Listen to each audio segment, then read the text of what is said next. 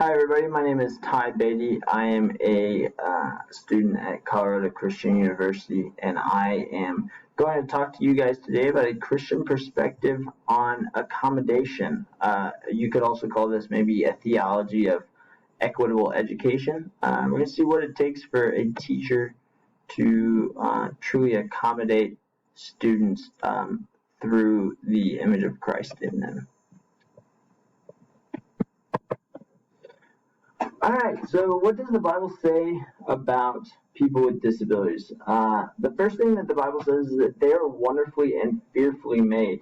Psalms 139 talks about how God formed us in our mother's womb, and He knew us and knit us from the beginning.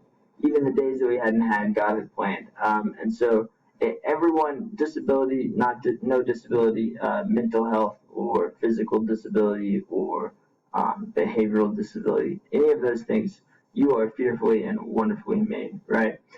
Jesus also directly tells us a few times that the disabilities that we have in this life are not a condition of are not a direct product of our sin, right? It is a product of the sin nature in us, but it is not a product of our direct sin. It is not anything that you have particularly done that has caused you to have any sort of condition or disability. Another thing is everyone is dead in their sin, right? No one more than another, but God still has a perfect plan for you, right? And the beautiful thing about this is that God has a perfect plan for us, despite our imperfect nature. And our imperfect nature, our sin nature, tells us that death and sickness come to everybody. Everybody's going to die. Everybody's going to get sick, young and old. And so whether you are sick or on the path to death early in your life or in the middle of your life or late in your life, everyone is going to die and be sick because of those are the wages of sin, right? But the beautiful thing about that is that means there's no separation between the people with disabilities and the people without disabilities and their ability to come into the fold of God. And Christ does exactly that. See, His perfect plan for our imperfectness or us imperfect people is to invite us into that fold, just as exactly sick and dead as we possibly can be or as we are, and gifting us with that perfect eternal life. All right.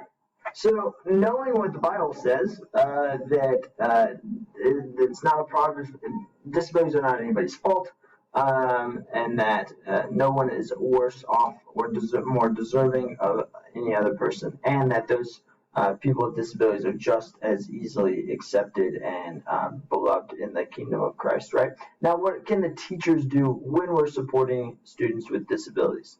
The first thing, we should be able to know our students. Obviously not on a level of intimacy as a creator or Jesus would, right? But we do need to know our students' needs and abilities and goals. And even in some cases, their desires, what makes them comfortable and what they enjoy. We should also appropriately accommodate students in our lessons. Sometimes there are so many accommodations and so many students that we just tend to hand out an accommodation instead of actually looking over the situation and looking over the list of appropriate accommodations and making sure that the right one is there, right? Proverbs 20 verse 5 says, the purpose in a man's heart is like deep water, but a man of understanding will draw out, right? It's that intent, it's that purpose. Are we intentional with what we're giving our accommodations, or are we just giving them to students because we know that we think that they need them, right? Teachers should also overly plan to meet the needs of these students, right? Once again, Proverbs 21 verse 5 says, whoever pursues righteousness and kindness, it says, the plans of the diligent lead surely to abundance, right? So we need to be over planning to make sure that we're meeting the needs of these students and getting everything that we can to make them successful. And if we do this, if we do all of these things, then caring for our students in those ways actually shows our students Jesus. Because in Matthew 25:40, Jesus says he's going to separate the sheep into two categories. And essentially, one, he's going to say, did you feed me when I was hungry? Did you clothe me when I was sick? Did you help me when I was in need? And some people are going to say yes. And those people, Jesus is going to say, for